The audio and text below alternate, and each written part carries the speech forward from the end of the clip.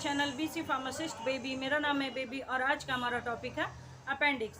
तो दोस्तों आज इस वीडियो में मैं आपको बताऊंगी कि अपेंडिक्स है क्या, इसमें कौन सी समस्याएं होती हैं, इसका क्या कारण है, इसके लक्षण क्या है, इसके उपाय क्या है, इसका इलाज क्या है और आप कौन सी जाँच करवा सकते हैं।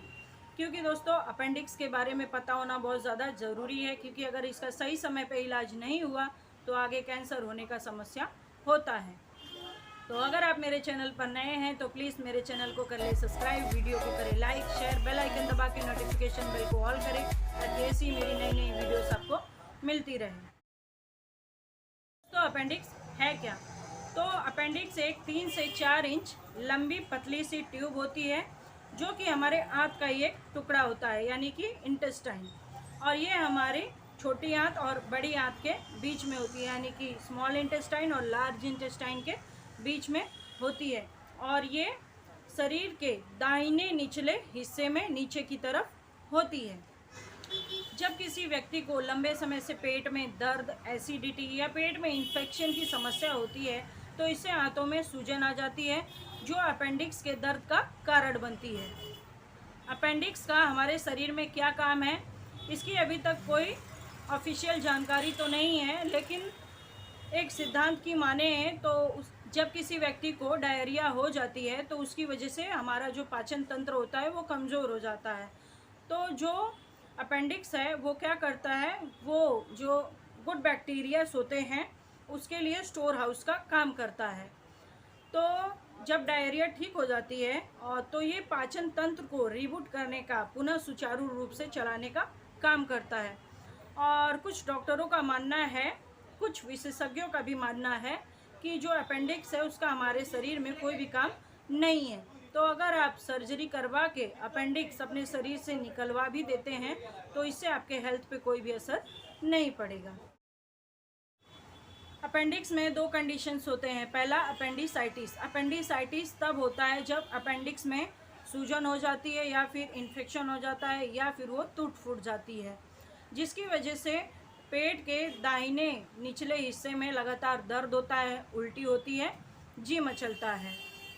और ये समस्या पुरुषों में ज़्यादा होती है। पुरुषों में अपेंडिक्स की समस्या लगभग 8.6% होती है और महिलाओं में अपेंडिक्स की समस्या 6.7% लगभग होती है। दूसरा है अपेंडिक्स का ट्यूमर, जिसमें कार्सिनॉइड ट्यूमर होता है जो कि एक ऐसे केमिकल का स्राव करता है जिसकी वजह से घरघराहट होती है, दस्त की समस्या होती है और इंसान को एक पीरियड के लिए, एक समय के लिए वो एकदम निस्तब्ध हो जाता है, मतलब उसको कुछ होश नहीं रहता, एकदम शांत हो जाता है।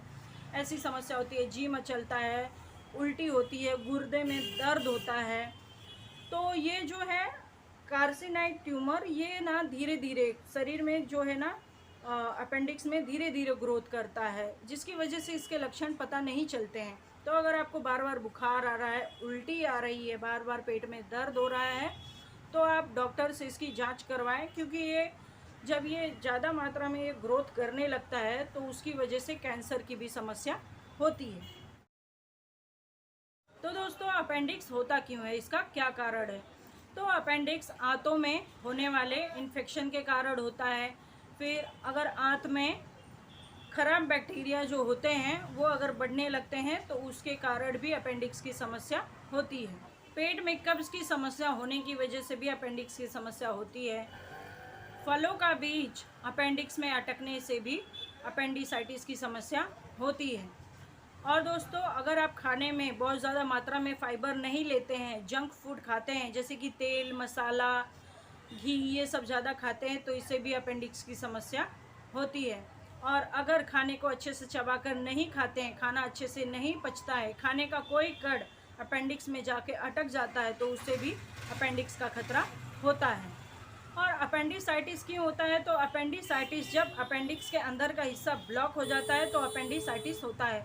तो ये क्यों होता है? ये जब पाचन तंत्र में वायरस, बैक्टीरिया या पैरासाइट का संक्रमण होता है तो उसके कारण जो लार्ज इंटेस्टाइन है और अपेंडिक्स है उसके बीच में जो पतली सी ट्यूब होती है वो मल के कारण ब्लॉक हो जाती है, जिससे अपेंडिसाइटिस की समस्या होती है। इसके लक्षणों की बात करें तो पेट के दाहिने निचले हिस्से में लगातार दर्द होना, नाभि के आसपास दर्द होना, उल्टी होना, बार बार बुखार होना, जी मचलना, भूख न लगना, खट्टी डकारें आना, पेट में कब्ज बनना और गैस पास होने में दिक्कत आना।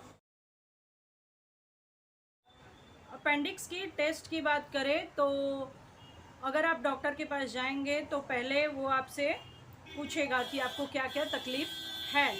तो उसमें पहले तो आपको मेडिसिन्स देते हैं, जैसे कि एंटीबायोटिक्स देते हैं, पेन किलर्स देते हैं, जिससे कि जो अपेंडिक्स की समस्या होती है, जिसमें दर्द और सूजन जो रहता है वो कम हो जाता है। लेकिन जब ये समस्याएं ख़त्म नहीं होती हैं तो फिर doctor CT scan, MRI, ultrasound और फिर टोनोग्राफी, जिसमें पूरे शरीर का एक्सरे होता है, फिर इसमें सीबीसी मतलब कंप्लीट ब्लड काउंट टेस्ट, ये सब टेस्ट करवाते हैं, जिससे कि पता चलता है कि अपेंडिक्स में सूजन है या फिर अपेंडिक्स फट गया है।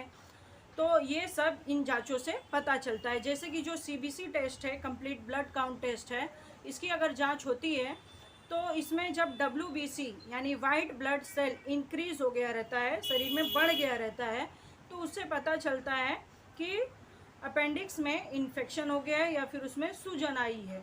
तो इससे डॉक्टर आगे का इलाज करते हैं। तो ये सब हो गए इसकी जांच।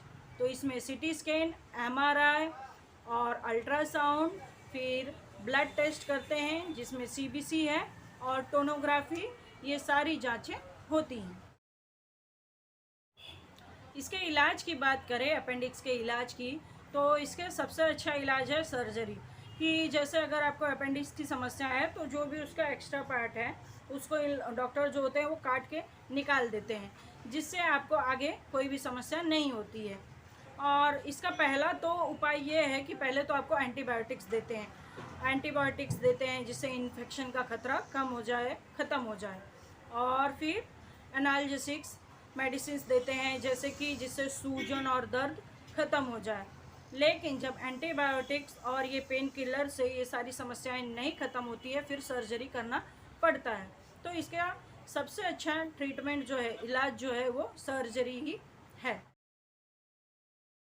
तो अगर आपको अपेंडिक्स की समस्या है तो आप ऐसा भोजन करें, ऐसा खाना खाएं जिसको आपको पचाने में आसानी हो। जैसे कि लिक्विड फूड ज़्यादा लें, तरल पदार्थों का सेवन ज़्यादा करें, दूध खाएं, दही खाएं और दलिया खाएं, सूप पिए, ये आपके सेहत के लिए बहुत ज़्यादा अच्छा है। हरी साग सब्जियां खाएं, फलों में आप सेब खा सकते हैं, संतरा खा सकते हैं, अमरूद खा सकते हैं, तरबूज खा सकते हैं, ये आपके लिए अच्छा है। सब्जियों में आप भिंडी खा सकते हैं, लौकी खा सकते हैं और इसके बाद कुंदरू खा सकते हैं। मतलब ऐसी हरी साग सब्जियां खाएं जो आपके सेहत के लिए अच्छा हो। अनाज में आप जौ खा सकते हैं, दलिया खा सकते हैं, गेहूं से बनी रोटियां, ये सब खा सकते हैं। मकई भी खा सकते हैं और कोकोनट वाटर पिए, वो भी आपके सेहत के लिए बहुत अच्छा होगा।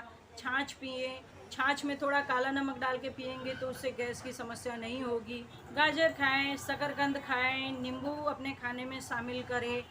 एग भी खा सकते हैं, फिश भी खा सकते हैं, पनीर भी खा सकते हैं, लेकिन ये कब, जब तक आपका ऑपरेशन ना हुआ रहे। अगर आपका ऑपरेशन हो चुका है तो फिर आप एग, फिश मतलब कि अंडा, मछली, ये सब नहीं खा सकते हैं, इसे आपको कम करना पड़ेगा। पनीर अगर आप खाते हैं तो आपको घर का पनीर खाना पड़ेगा, ज़्यादा फैट वाला आप पनीर नहीं खा सकते। दालों में आप उड़द की दाल छोड़कर आप सारी दालें खा सकते हैं, जैसे कि मूंग हो गया, मसूर हो गया, अरहर की दाल, ये आप खा सकते हैं। सलाद खा सकते हैं, ककड़ी, बीट, गाजर, इसका सलाद आप खा सकते हैं। रवा खा सकते हैं, साबूदाना आप खा सकते हैं, पपीता, चुकंदर, ये भी आप खा सकते हैं। और अगर आपका ऑपरेशन हो चुका है तो आप क्या न खाएं। अगर आपका ऑपरेशन हो चुका है तो आप राजमा, छोले और उड़द ये न खाएं, नया चावल न खाएं, मैदा न खाएं। बैगन, नींबू, सरसों, टमाटर, कटहल और खट्टे अंगूर, ये सब आप न खाएं, खट्टी चीज़ें न खाएं ऑपरेशन के बाद। और ऑपरेशन होने के बाद मांस नहीं खाना चाहिए, अंडा नहीं खाना चाहिए, मलाई वाला दूध नहीं पीना चाहिए, मलाई वाला पनीर नहीं खाना चाहिए, चॉकलेट नहीं खाना चाहिए। कुछ दिनों तक आपको ये सब बंद करना पड़ेगा। और उसके बाद आप पैक्ड फूड नहीं खा सकते हैं, मतलब पैक किया हुआ खाना आप नहीं खा सकते हैं। फिर जो कोल्ड ड्रिंक्स होती है उसमें गैस बना हुआ रहता है, तो वो भी आप ना पिए। जूस भी जो पैक्ड जूस होता है उसे भी आप ना पिए, क्योंकि उसमें गैस बना हुआ रहता है जो कि आपको नुकसान करेगा। शुगर और शुगर से बनी चीज़ें कम खाएं। और क्रूसीफेरस वेजिटेबल्स जैसे कि पत्ता गोभी, फूल गोभी, ब्रोकली, सलगम, ये सब भी आपको नहीं खाना है। लेकिन अगर आपका ऑपरेशन नहीं हुआ है तो आप ये सब खा सकते हैं, लेकिन कम मात्रा में, ज़्यादा मात्रा में नहीं। अगर इसके घरेलू इलाज की बात करें तो आप 2 चम्मच मेथी दाना लें, उसे 1 गिलास पानी में भिगो कर रखें और उसको 1 गिलास पानी में उबाल लें। जब पानी आधा हो जाए तो इसको आप डेली एक बार पी सकते हैं। और हो सके तो आप अपने खाने में भी मेथी दाने का इस्तेमाल करें, ये आपके अपेंडिक्स की समस्या के लिए बहुत ज़्यादा अच्छा होगा, आपको आराम मिलेगा। और दूसरा इसका उपाय है कि अरंडी का जो तेल होता है वो दर्द निवारण के लिए बहुत ज़्यादा अच्छा होता है। तो जहाँ पे आपको दर्द हो रहा है जिस एरिया में, तो 2 चम्मच अरंडी का तेल लें, उसमें एक कपड़ा डुबाएं और जो भी इफेक्टेड एरिया है, प्रभावित एरिया है, वहाँ पे उसको लगाएं, तो उससे आपको आराम मिलेगा। सरसों को पीस कर जहाँ पे आपको दर्द है वहाँ पर आप मले, इससे भी आपको आराम मिलेगा। लहसुन की कलियाँ खाएं, इसमें एंटी इन्फ्लेमेटरी गुण होते हैं जिससे आपको दर्द में और सूजन में आराम मिलेगा। छाछ पिए, छाछ में काला नमक डालकर पिए, जिससे कि गैस की समस्या नहीं होगी, तो आपका दर्द और सूजन कम होगा। तो दोस्तों, इस वीडियो में तो मैंने आपको बताया कि अपेंडिक्स क्या है और उसकी सारी जानकारी मैंने आपको दी। आगे मैं आपको एक और वीडियो बनाऊंगी जिसमें इसमें कौन सी मेडिसिन दी जाती है वो भी आपको बताऊंगी। तो फ्रेंड्स, आप तक जानकारी पहुंचाने में बड़ी मेहनत लगती है, तो आपको मेरा वीडियो कैसा लगा प्लीज़ कमेंट बॉक्स में कमेंट करके बताएं। और प्लीज़ मेरे चैनल को सब्सक्राइब करें, वीडियो को लाइक करें, शेयर करें, बेल आइकन दबा के नोटिफिकेशन बेल को ऑल करें, ताकि ऐसी मेरी यूज़फुल वीडियोस आपको मिलती रहे। तो इसी के साथ मेरा वीडियो समाप्त होता है। Thank you, bye bye.